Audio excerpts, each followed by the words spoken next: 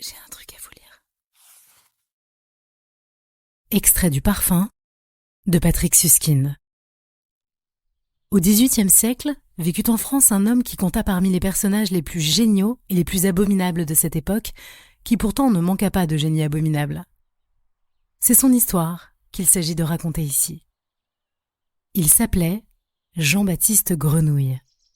Et si son nom, à la différence de ceux d'autres scélérats de génie, comme par exemple Sade, Saint-Just, Fouché, Bonaparte, etc., est aujourd'hui tombé dans l'oubli, ce n'est assurément pas que Grenouille fut moins bouffi d'orgueil, moins ennemi de l'humanité, moins immoral, en un mot, moins impie que ses malfaisants plus illustres, mais c'est que son génie et son unique ambition se bornèrent à un domaine qui ne laisse point de traces dans l'histoire, au royaume évanescent des odeurs.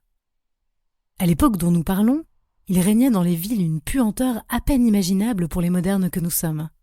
Les rues puaient le fumier, les arrière-cours puaient l'urine, les cages d'escalier puaient le bois moisi et la crotte de rat, les cuisines, le chou pourri et la graisse de mouton, les pièces d'habitation mal aérées puaient la poussière renfermée, les chambres à coucher puaient les draps graisseux, les courtes pointes moites et le remugle âcre des pots de chambre. Les cheminées crachaient une puanteur de soufre, les tanneries la puanteur de leurs bains corrosifs, et les abattoirs la puanteur du sang caillé. Les gens puaient la sueur et les vêtements non lavés, leurs bouches puaient les dents gâtées, leurs estomacs puaient le jus d'oignon, et leur corps, dès qu'ils n'étaient plus tout jeunes, puaient le vieux fromage et le lait aigre et les tumeurs éruptives. Les rivières puaient, les places puaient, les églises puaient, cela puait sous les ponts et dans les palais.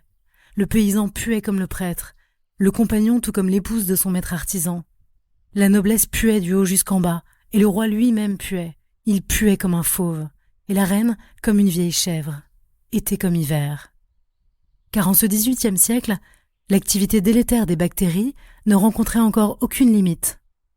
Aussi n'y avait-il aucune activité humaine, qu'elle fût constructive ou destructive, aucune manifestation de la vie en germe ou bien à son déclin, qui ne fût accompagnée de puanteur. Et c'est naturellement à Paris que la puanteur était la plus grande, car Paris était la plus grande ville de France. Et au sein de la capitale, il était un endroit où la puanteur régnait de façon particulièrement infernale, entre la rue aux Fers et la rue de la Ferronnerie, c'était le cimetière des Innocents. Pendant 800 ans, on avait transporté là les morts de l'Hôtel-Dieu et des paroisses circonvoisines.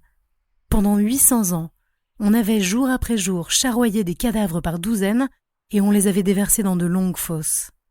Pendant 800 ans, on avait empli par couches successives charniers et ossuaires. Ce n'est que plus tard, à la veille de la Révolution, quand certaines de ces fosses communes se furent dangereusement effondrées, que la puanteur de ce cimetière débordant déclencha chez les riverains non plus de simples protestations, mais de véritables émeutes, qu'on finit par le fermer et par l'éventrer, et qu'on pelleta des millions d'ossements et de crânes en direction des catacombes de Montmartre, et qu'on édifia sur les lieux une place de marché.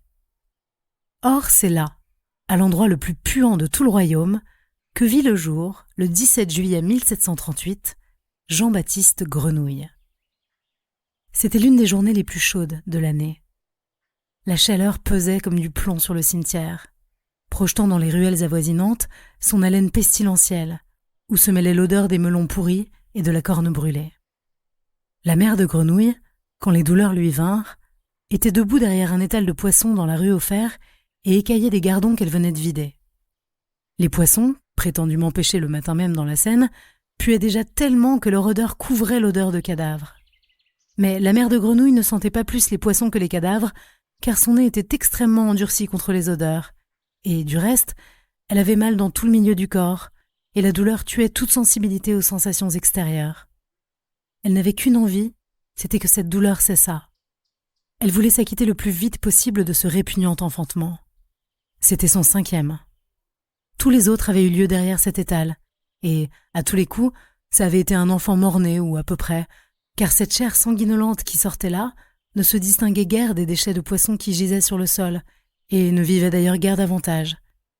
Et le soir venu, tout cela était balayé pêle-mêle, et partait dans des carrioles, vers le cimetière ou vers le fleuve.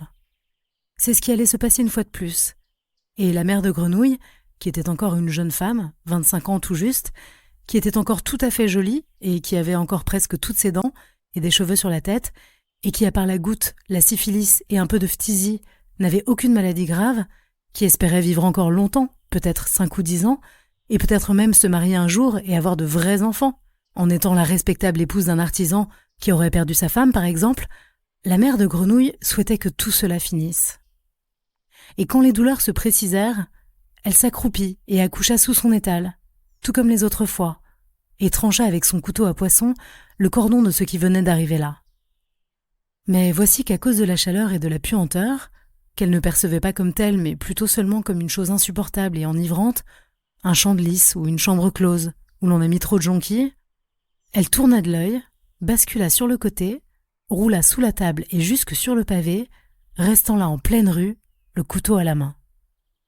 On crie, on accourt, les badauds font cercle, on va chercher la police. La femme est toujours là, couchée par terre, et elle revint lentement à elle. On lui demande ce qui s'est passé. Rien. Et qu'est-ce qu'elle fait avec ce couteau? Rien. Et qu'est-ce que c'est que ce sang sur ses jupes? C'est les poissons. Elle se lève, jette le couteau et s'en va pour aller se laver, mais voilà que, contre toute attente, la chose sous l'étal se met à crier.